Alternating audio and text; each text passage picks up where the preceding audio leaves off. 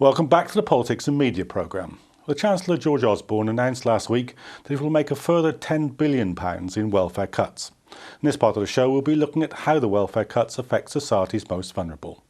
Ali Azim is still with me, and we're joined by Jean Everley, who's an independent disability advisor to the Social Welfare Union, and Claire Fox, the director of the Institute of Ideas and convener of the annual Battle of Ideas Festival. We know that statistically Muslim families are more likely to have large families, and also that unemployment is higher among Muslims than other groups. At the Conservative Party conference last week, George Osborne proposed withholding extra child benefits from unemployed parents once they've had a certain number of children. One way of looking at this is to assume that the Chancellor thinks that it's wrong to encourage families living on benefits to have more children. Is this right? Ali, is it right? I don't think that's the way that it's supposed to be framed at all. I think it's very much a case of, look, we've got to do whatever we can in order to get the deficit situation in check. Ideally, we don't want to see necessarily too much strain on anyone, ideally.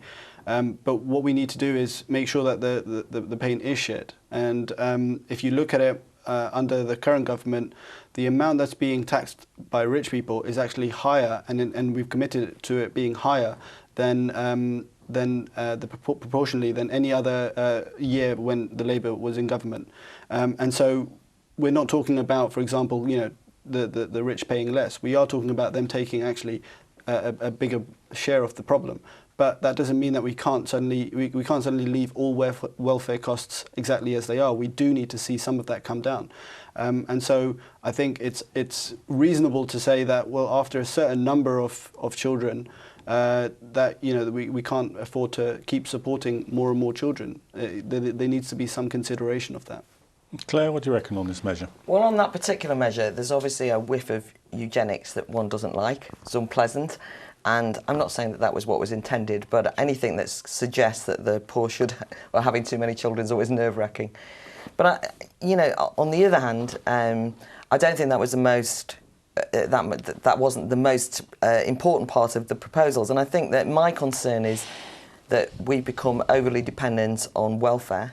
The working class has, ordinary people have, with a certain sense of expectation about what welfare can provide, which is morally sapping, as it were, and that it's got not so much to do with money. So I'm less interested in kind of bashing the evil Tories, whether they're evil or not. But I do think, regardless of whether there's an economic crisis or not, the welfare state's grown too big, people are too dependent on it, and there's too much expectation that the state will provide. And I don't think that close relationship between ordinary people and the state is a healthy one. So no, I don't want a one-child policy or a two-child policy implemented by Osborne any more than I like it in China. But I think it's important to not use scare tactics to avoid having a serious discussion on welfare, which is why I welcome being here today. Mm-hmm. Jean, do you think that the people that you know who are dependent on benefits, are they feeling morally sapped by the experience of getting benefits? It's degrading, it's very degrading, and yes, it can be morally sapping, and I do understand, as most people on benefits do, that the deficit does need reducing, and I take on board the comments that the Conservatives make that the rich are being taxed just as hard as the poor, but that's not what you see on the ground. That's not the message that's coming through loud and clear. The message that comes through from the people that I speak is that they are losing a lot more, and that it affects them. People on welfare are having to decide this winter whether to pay their gas and electric bills or whether to buy enough food to feed their families for the week. These are not the problems that the rich are having to think about. They're thinking about whether to go to Marbella or Ayia Napa on holiday. It's not a proportionate proposal. As Claire was saying, yes, there is a great dependency on the welfare state, but part of that is because the actual conversations that need to be had aren't being had, and they are the conversations around why the welfare state is so large, and they would be conversations around the fact that businesses have, for the last decade or so, been using the welfare state as a way to supplement their bottom line. They've not had to worry about paying a decent living wage because they've thought, well, we can get away with paying £5 or £6 an hour, and then our employees can go and claim housing benefit to pay their rent. So who cares whether we're paying them enough to be able to afford to live on or not? These are the discussions that need to be had. And before you start taking money away from the welfare state, you need to ensure that the businesses and that the economy can provide the jobs and the living standards that people need to have a decent, equal life in society. I mean, Claire, isn't that right? The really demoralising thing about the way the society's been going for a generation now is that it's been stripping out stable, reasonably paid jobs with reasonable conditions and supplementing people's income by either benefits or credit. Yeah, there's a lot to that, of course. I mean, one of the signs of the growth of welfare, it's not just business as it happens, there's also been the growth of a kind of peculiar third sector, which used to be the charity sector, which has become entirely dependent on the state and has become very rich as a consequence. And even things like housing benefit, for example, you know, has been used as a subsidy in many ways to people who build houses. And you look at even at the social housing sector, it's very rich. And it's been living off housing benefit. And the whole thing has just got carried away with itself, as it were. I mean, you actually look at how much you can claim in housing benefit and you think, you know, I think, gosh, a lot of money. I mean, you know, I could afford a decent rent on that. So you realise that something's gone wrong. That's the point I'm trying to make. There's no doubt about it that the previous administration and this one and previous ones have used the welfare state in a way to keep the economy afloat. And what I'm talking about is that is the opposite of creating a productive economy, but it's also the opposite of creating a sense of self-reliance and productivity amongst ordinary people. That's my point. And particularly amongst the young, there is a danger, at least, of a kind of self-pitying, we deserve this, rather than a go out and get. Now, I know that sounds dangerously close to get on your bike. I understand that this can be a confusing thing to say. But I don't think it does anyone any good, and this is my point about morally sapping, when the only way that you can imagine your life improving is a dependence on the state to improve it. That the state will have to give you something, and I'm sure that you're aware, John, that there's a sort of fine tradition, as it were, historically, of you know, the vast majority, millions of people, who would basically say, I'm not taking state benefits over my dead body. And it was, you know, they were radical, right? Because they didn't want, I know that, I mean, they knew they had to sometimes, but I just mean they had an approach which was last resort. But the problem is they are taking state benefits. They've been taking state benefits from the day they were born. Our free education system is a state benefit. Somebody has to pay for that, and it comes through the tax system. If businesses and richer people are not paying their fair share into the tax system, then where does the extra money come from to pay for the education system, to pay for the NHS, to pay for the pension bill, to pay for the housing benefit and the winter fuel allowance, etc.? There is so much that is given to people for free in this country as part of the welfare state that they don't see as being part of the welfare state. Pensioners do not think of their pension as being a welfare payment. They see it as their right, as you said, because they've paid into it. But the money that they actually paid in was spent decades ago, and they're living on the payments of the people that are paying into the system now. And that is a radical shift that needs to be looked at. It's no good just saying we need to cut the welfare benefit bill and we're going to take £10 billion off, because what you're doing is you're saying that the poorest people, the elderly, the people that have already paid into the system, have now got to suffer when you should be looking at where that money can be replaced. Well, Ali, both Claire and Jean have referred to a sort of wider framework here. So let's look at that for a moment, because it certainly applies under the Tory government, applied under the Labour government. There's a greater gap between the rich and the poor than at any time in the post-war period, certainly, and some people argue going back to the First World War. The reports are that there's less social mobility now than during the boom years, and certainly during the height of the welfare state. Many of the problems that people have referred to are to do not with the persistence of the welfare state, but to do with its erosion. So really, aren't we looking at an entirely wrong model here? Well, I think actually, if you look at what perhaps is one of a very pertinent problem is the fact that you spoke about social mobility. There is a little bit of a welfare trap, in the sense that once you're on benefits, it's actually you're economically worse off from taking a job. Sometimes in cases where your effective tax rate is over 100%, because the amount that you're making post-tax is less than the amount you'd make. But isn't Jean's point the important point there, that if you pay lousy wages, of course, sometimes the benefits are going to be better than the wages? But that's precisely part of the problem that you have to start remedying, which is, if you do end up in a situation where you've got an effective tax rate of over 100%, you're going to end up with people being, there's going to end up being this line where after you cross that line, you have to do a lot of work for literally less benefit. And that's something that we need to reverse. And that's precisely what the government's been doing. It's been trying to get rid of these sort of barriers, which are, understandably, why would you necessarily work quite long hours for less money than you'd get from the welfare? It just doesn't make sense. But to suggest that we can't touch welfare, and in fact we just need to keep building the wall. I didn't say you can't touch welfare. I said that you have to look at business before you take money from welfare.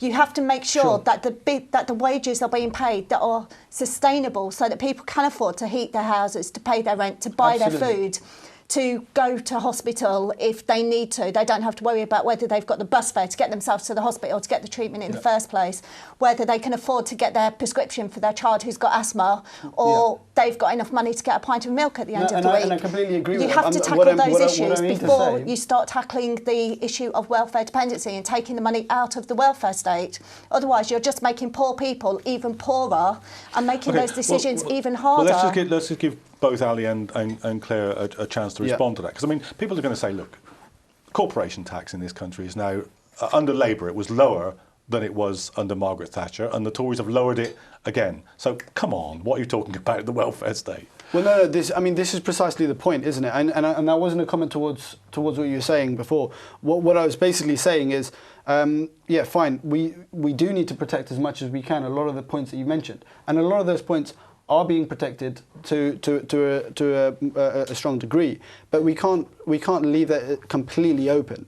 So if we are talking about, for example, after 5 children, should we still be paying more? Well, that might be an area where you can say, look, let's perhaps be a bit careful with that. If there is a question of who's going to be able to claim housing benefit, well, those who are under 25 are probably more likely to be able to stay with parents. So if you have to cut it from someone, then it makes more sense to cut it from them than, let's say, somebody who's got a family and has to support them and is in their mid-30s and is going through a difficult time. These are difficult choices, and they're not something that anybody wants to deal with. To be honest, it's a big problem that nobody's dealt with for very many years, and that's why we're doing it. Claire, what do you think about the general direction of things here? Because we are seeing a more polarised society, a less socially mobile society, wealth piling up at one end, and near destitution compared to most of the time during the post-war period at the other. Well, one of the problems I think in relation to social mobility is a certain stagnant atmosphere, but I think that's more to do with politics than it's to do with money. Myself, in what sense? I mean, I feel as though people don't believe they can act upon the will to change it. So I was interested in the idea that, for example, why would anybody in their right minds work if you can earn more on benefits? And in a way, that sums up my concern, which is that people would want to work. I mean, women fought long and hard to get out of not working, as it were, not because they were trying to earn money, but because they knew that the narrow confines of sitting at home in domestic isolation was bad for their morale. I mean, that was part of the tradition. And people fought to work because it was part of the dignity of work. Now, I don't mean jobs are dignified. I mean, it was part of joining in social life. It was part of expanding your horizons. And the young particularly have that sort of get up and go atmosphere, which is, I'm going to work, I'm not going to be dependent on my parents, I'm not going to be dependent on them, I'm not going to be dependent on them, so on and so forth.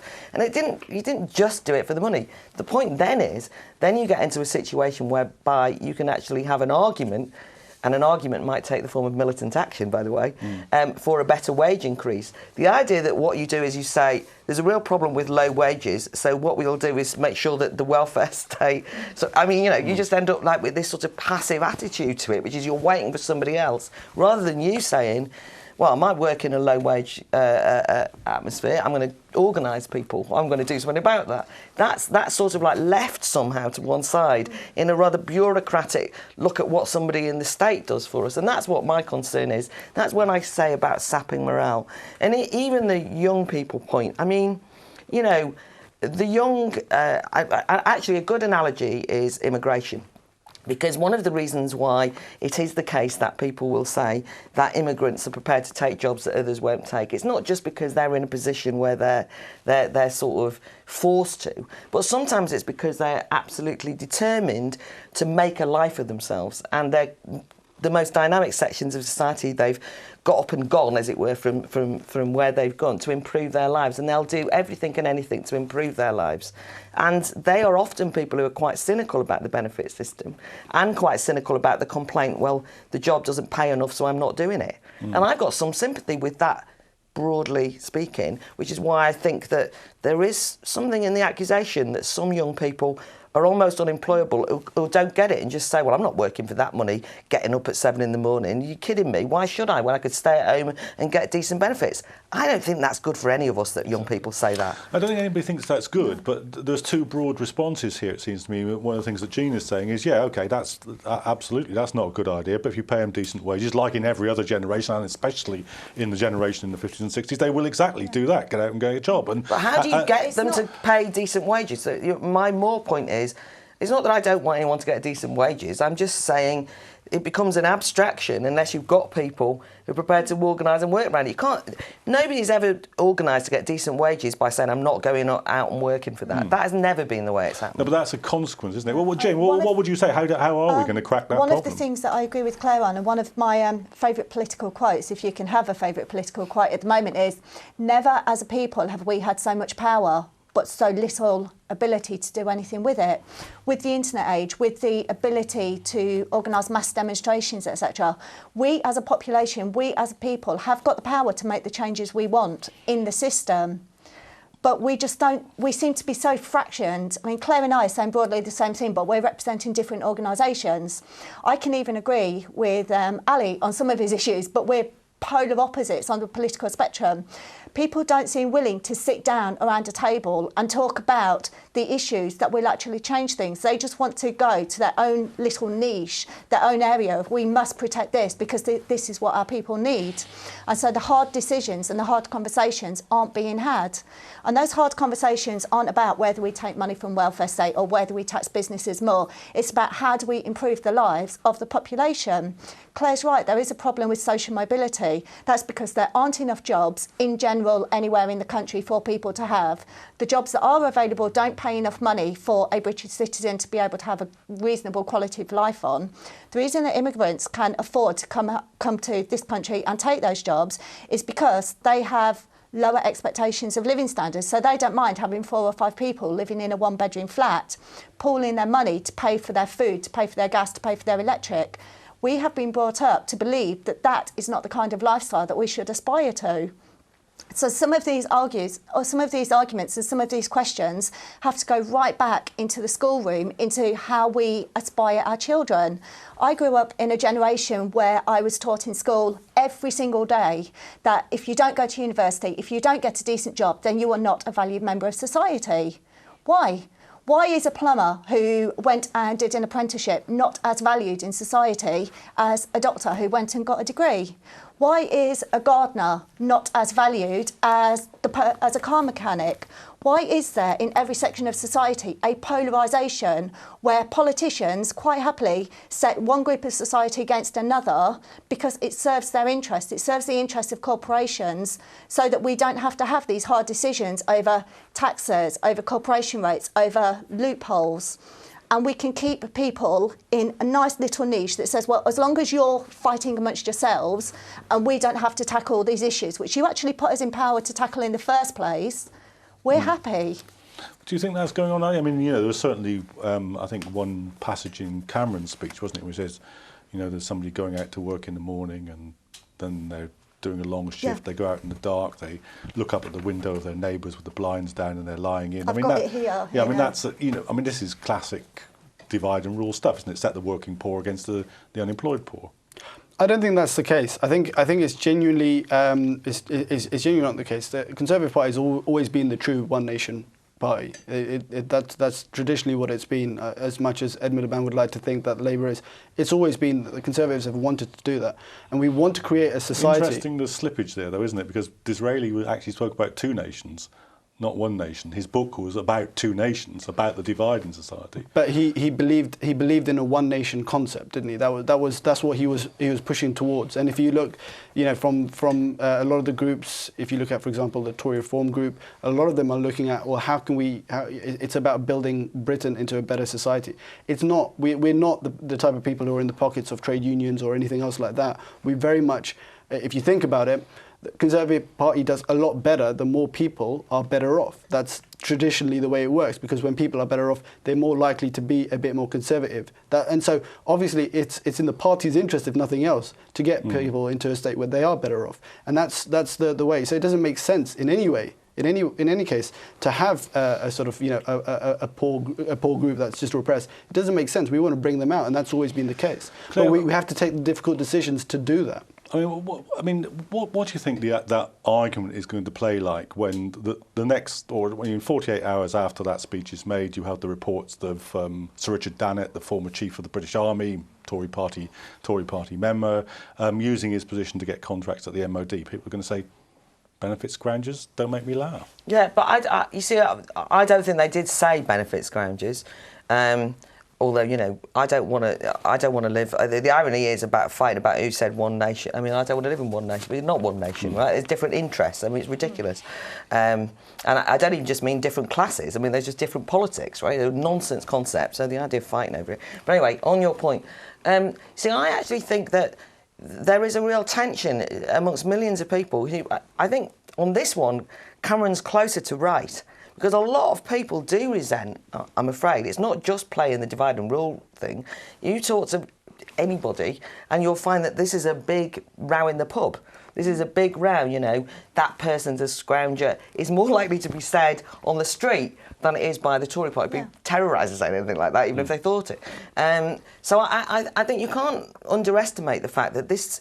the growth of welfarism has had a very pernicious impact, I think, in ordinary people's lives, of people being deeply resentful, people saying she only got pregnant to get the flat. All this goes on all the time because of scarce resources, people feeling bitter and resentful. So I think that's an important thing to note. It's not just when politicians decide to crystallise that, though, isn't it? No, but all I'm saying is it's not just a I know, but I don't like the Tory. I'm not interested in them. What I'm saying is we can't just console ourselves. It's a Daily Mail scare. We have to remember that on the ground, in real life, there are real tensions over welfarism. Yeah, I think the difference is, though, before politicians actually talk about it, people think it, they don't necessarily walk up to your face and say, you only got pregnant so you can get a council flat. Why can't my child have that flat? But first of all, the Tories, which is happening a what lot I'm more saying now. is, I don't think that the Tories are to blame for that. I'm saying that I think this is a much deeper, longer standing, pervasive problem.